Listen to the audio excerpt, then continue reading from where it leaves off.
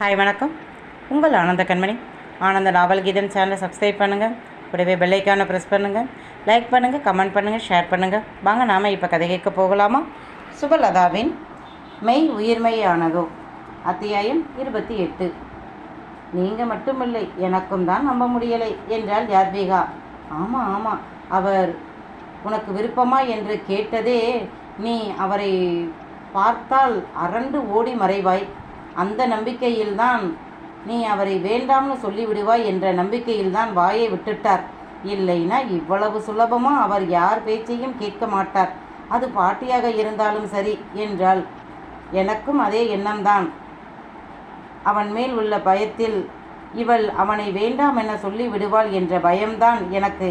ஆனாலும் கிடைத்த சந்தர்ப்பத்தை விட்டுவிடக் கூடாதே என்று எல்லா தெய்வங்களையும் வேண்டிக் கொண்டு என் மகள் கலாவிடம் வேண்டிக் கொண்டுதான் உனக்கு முகிலனை பிடிச்சிருக்கா, திருமணம் செய்து கொள்கிறாயா என்று கேட்டேன். வாய் கேட்டாலும் நெஞ்சு படக் படக் என்று அடித்து கொண்டது என்றார் பாட்டி. நல்ல வேலை செய்தாய் யாத்விகா. மூத்தவருக்கு திருமணம் ஆகாமல் இருப்பது அவர் தம்பிகளுக்கு பெரிய சங்கடம். அண்ணனிடம் திருமணம் பண்ணி கொள்ளுங்கள் என்று கேட்கும் தைரியம் இவர்களுக்கு இல்லை.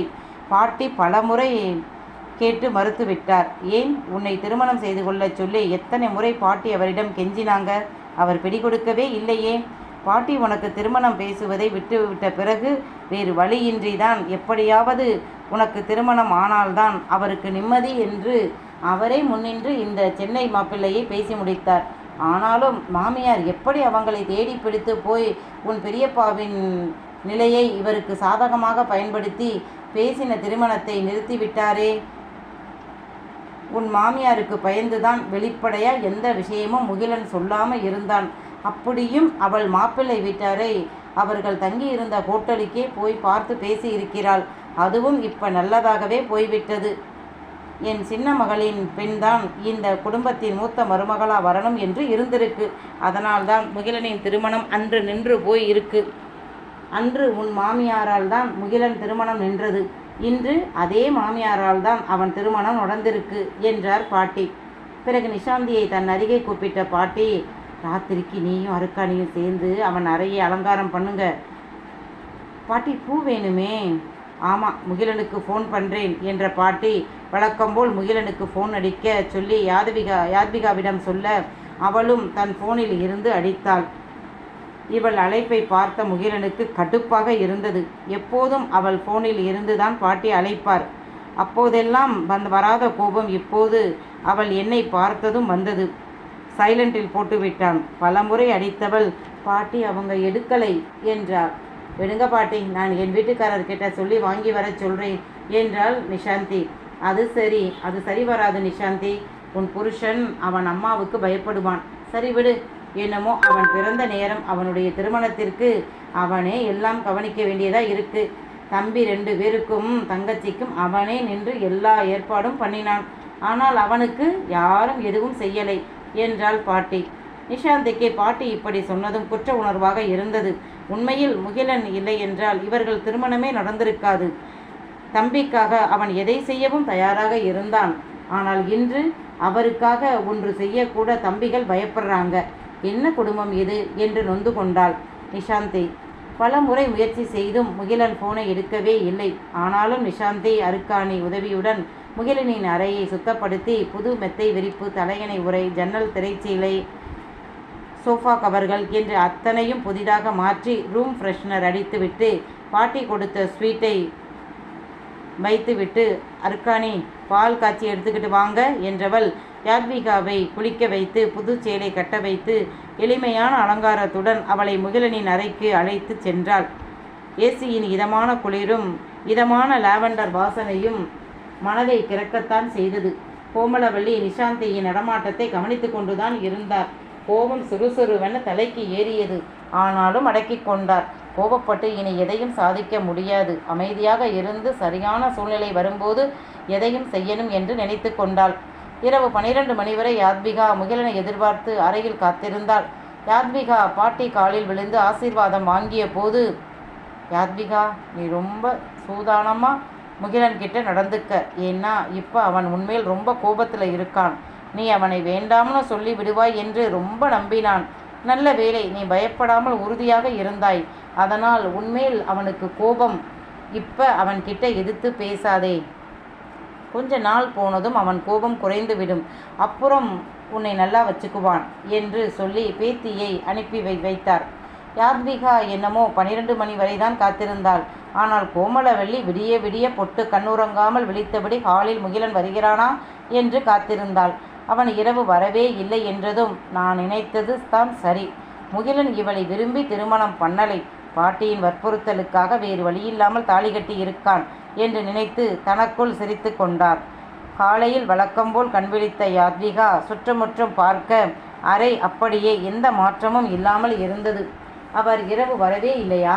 இல்லை, வழக்கம்போல் திண்ணையில் படுத்திருக்கிறாரா என்று யாத்விகா ஓடிப்போய் வெளியே திண்ணையை பார்க்க அங்கேயும் அவன் இல்லை.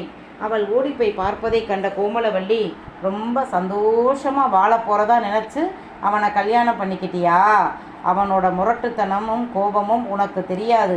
இனிமேல் தான் உனக்கு கெட்ட காலம் இருக்கு என்று நினைத்து கொண்டார். ஒரு வாரம் இப்படியே எந்த மாற்றமும் இல்லாமல் சென்றது. முகிலன் வீட்டு பக்கமே எட்டி பார்க்கலை. யாத்விகா அவனுக்காக காத்திருந்து சோர்ந்து போனாள். அவளும் அவனுடன் கூடி கழித்து வாழ வேண்டும் என்று நினைத்து அவனை தேடவில்லை. தன் பக்கத்து நியாயத்தை அவனிடம் எடுத்து சொல்லத்தான் தேடினாள். அன்றே மணமேடையில் நின்றபோதே அவன் பார்வை அவளை குற்றம் சாட்டியது மட்டும் இல்லாமல் கொலை வெறியாகத்தான் பார்த்தது. நம்பிக்கை துரோகம் செய்து விட்டதாக அவர் நினைக்கிறார் என்று இவள் புரிந்து கொண்டாள். அதை மாற்ற வேண்டும் என்றுதான் நினைத்தாள். அவன் அதற்கு இடம் கொடுக்கவே இல்லை. யாத்விகா மேல் அவனுக்கு உள்ள கோபத்தின் அளவை குடும்பத்தார் அனைவரும் புரிந்து கொண்டார்கள். மலரவன் நிலவன் இருவருமே அவளை பார்க்கும்போது பாவமாகத்தான் இருந்தது. ஆனால் அவர்களால் என்ன செய்ய முடியும்? யாத்விகாவின் பெரியப்பாவை பொறுப்பாக திருமணம் முடிந்த அன்றே ரயிலில் ஏற்றி அனுப்பிவிட்டான் முகிலன். அவருக்கு இப்போது ரொம்ப திருப்தியாக இருந்தது. யாரோ ஒருத்தரை விட யாத்விகா தன் மாமன் மகனை திருமணம் செய்து கொண்டது ரொம்ப நிம்மதியாக இருந்தது அவருக்கு. மன நிறைவாகவே ஊருக்கு திரும்பினார். பாட்டிக்கு முகிலன் வீட்டுக்கே வராதது ரொம்ப வருத்தமாக இருந்தது. பலமுறை யாத்விகா போனில் இருந்து அழைத்தும் அவன் எடுக்கவில்லை. பாட்டி பேத்தியை அணைத்து, முகிலன் எப்போதும் தன் கடமையை தட்டி கழிக்க மாட்டான், அதனால் உன்னை அவன் நன்றாக பார்த்து கொள்வான், பயப்படாதே என்றார். இந்த ஒரு வாரமாக கோமலவல்லி யாத்விகாவை ஜாடை மாடையாக திட்டிக் கொண்டுதான் இருந்தார். அவள் சாப்பிட போகும்போது, போ, இந்த சோத்துக்கு வக்கில்லாம தானே இங்கே வந்தாய்? உன் பாட்டியை வைத்து என் மகன் கையால் தாலி வாங்கி கொண்டாய், தின்னு என்று நக்கலாக பேசுவார். யாத்விகாவிற்கு தொண்டை அடைத்தது. இவர் சொல்வது போல் 3 நேரமும் சாப்பிட முடியாதுதான். ஆனால் 2 நேரம் சாப்பிட்டாலும் அரைகுறை என்றாலும் குத்தல் பேச்சோ ஏளன பேச்சோ இல்லாமல் நிம்மதியாக சாப்பிட்டால் அங்கே அத்தை பிள்ளைகள் கூட